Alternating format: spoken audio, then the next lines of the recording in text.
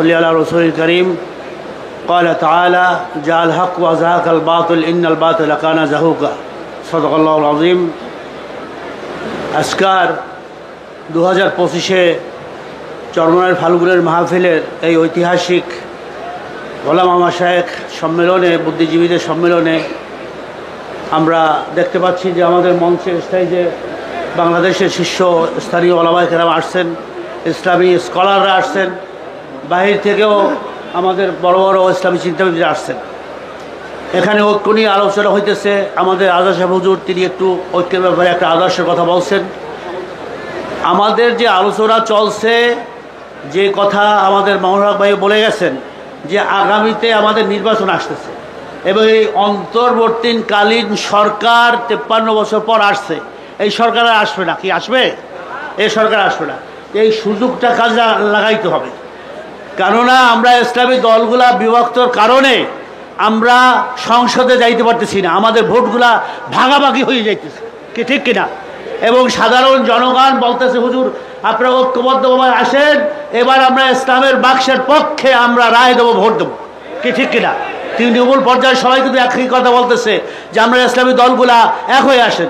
আপনি যদি পাকিস্তান, ইন্ডিয়া, অন্যান্য দেশে যদি শিয়া থেকে শুরু করে, কাদিয়ানি থেকে শুরু করে আমের তাকি ওসমানী পাকিস্তানের, তারা যদি সব এক হইতে পারে এই নির্বাচনের ব্যাপারে, নির্বাচনী সমঝোতা বারবার বলা হইতেছে, নির্বাচনী সমঝোতা, এখানে যার যার আকীদা সে তার থাকুক, কিন্তু নির্বাচনী সমঝোতার ব্যাপারে আমরা সবাই একমত হয়েছি যে এবার ইসলামের পক্ষে একটা বাক্স দেওয়া হবে, একটা বাক্স, দুইটা হবে না, তাহলে আর ভোট ভাগাভাগি হবে না।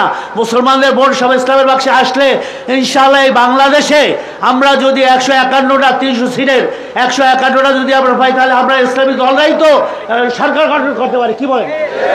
এই জন্য আমাদের ভিতরে নির্বাচনী ঐক্যটা এখানে নিয়ে তো কোনো বাধা নাই। আমরা সবাই চাই যে আগে সরকারে যাই, তারপর আমরা যেটা করার সেটা করবো। এই জন্য প্রথমেই যে আমাদের শর্ত বর্তমান সরকারকে আমরা দিছি, অন্তর্বর্তীকালীন সরকারে যে সংস্কার করতে হবে, সংস্কার ছাড়া নির্বাচন, প্রয়োজনীয় সংস্কার ছাড়া আমরা নির্বাচনে যাইতে রাজি না। তড়িৎ করে লাভ নাই। যারা তড়িৎ করতে চায় তারা মনে করে যে এখনই ক্ষমতায় চলে গেছি। ইসলামী আন্দোলন বাংলাদেশ আমরা সংস্কার চাই, সংস্কারের পরে নির্বাচনকে, ঠিক কিনা?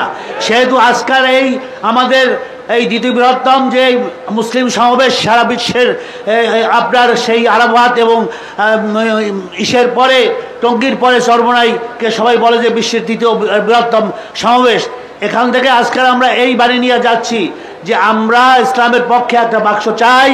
এবং এজন্য আপনারা যারা আমাদের সৈনিক, আপনাদেরকে এখান থেকে বিদায় হয়ে আখেরি মোনাজাত দিয়ে ইনশাআল্লাহ সবাই যাইয়া গ্রামে গ্রামে, পাড়ায় পাড়ায়, মহল্লায় মহল্লায়, আপনার জেলায় জেলায়, থানায় থানায় ইসলামী আন্দোলন তথা হাত পাখার দুর্গ করে তুলতে রাজি আছি। কারা কারা? আল্লাহু আকবার, আল্লাহু আকবার।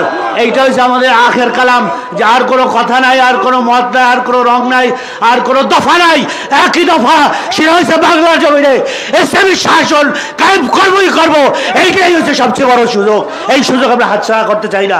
আসুন আমরা সবাই একমত হয়ে ইসলামী শাসন এবছরই কায়েম হবে, সেই ইতে আমরা দফা নিয়ে আগামীতে আগায় যাই। আসসালামু আলাইকুম।